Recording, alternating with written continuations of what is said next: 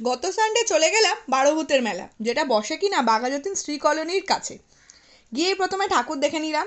প্রায় 250 বছরের পুরনো নাকি এই মেলা। বেশ ঠাকুর ঠাকুর দেখে পাশে হচ্ছিল বাউল গান, শুনে নিলাম সেখানে।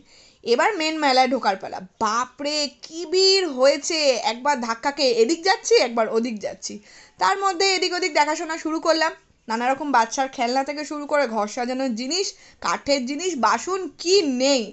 আমি তো সেই চলে গেলাম ক্লিপ কিনতে। সৌরভ তো কিছুতেই কিনে দেবে না, বলে কোথায় রাখবে, তাও কিনে নিয়েছি। এরপরে চলে এলাম দোলনার দিকে। লোক তো চিৎকার করে করে দোলনা চড়ছে। আমি ভাবি পয়সা খরচ করে কেন ভয় পেতে যায় মানুষ। তবে বাচ্চাদের দোলনাগুলো বেশ মজাদার। ও বাবা, এদিকে কি কাবাবের গন্ধ, আর এইদিকে চা। একটু ভাবলাম চা খেয়ে নি, দেখছি তন্দুর চা পাওয়া যাচ্ছে। এবার মেলার হিট খাবার হলো এই চাটা, একটা ফিশ ফ্রাই, আর হলো জিলিপি। সেটা নিয়ে ভিডিও আসছে পরের দিন। সঙ্গে থেকো, টাটা।